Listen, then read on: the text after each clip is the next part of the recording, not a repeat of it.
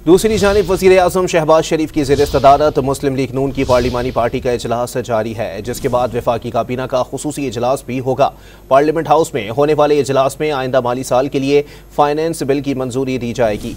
काबीना को सरकारी मुलाजमीन की तनख्वाहों में इजाफे से मुतालिक सिफारिशात भी पेश की जाएंगी। आपको बताएं कि वज़ीर आज़म शहबाज शरीफ की ज़ेर सदारत मुस्लिम लीग नून की पार्लिमानी पार्टी का इजलास जारी है। मजीद जानते हैं डॉन न्यूज़ के चीफ रिपोर्टर सनाउल्लाह से। सनाउल्लाह, मजीद बताइएगा, नून लीग के पार्लिमानी पार्टी के इजलास में कौन कौन शरीक है और इसके बाद होने वाले काबीना इजलास में मजीद क्या फैसले मुतवक्के हैं?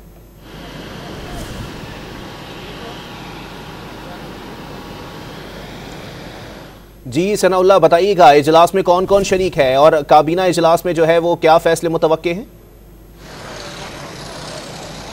देखें, वज़ीर आज़म इस इजलास की सदारत कर रहे हैं और तमाम जो इत्तेहादी जमातें हैं और मुस्लिम लीग नून के अरकान हैं वो इसमें शरीक हैं। वज़ीर आज़म और जो इक़्तिसादी टीम है औरंगज़ेब की सरबराही में, वज़ीर ख़जाना की सरबराही में, वो एतमाद में ले रहे हैं अरकान पार्लियामेंट को और उनको बता रहे हैं कि बजट की मंजूरी तक तमाम अरकान कौमी असम्बली जो हैं वो पार्लियामेंट में मौजूद रहेंगे। दरमियान में ईद का वक्फा ज़रूर आएगा, जिसके बाद दोबारा कौमी असम्बली और सेनेट के इजलास जारी रहेंगे और पार्लियामेंट से इस बजट को पास करने के 30 जून से कबल पास कराना होगा।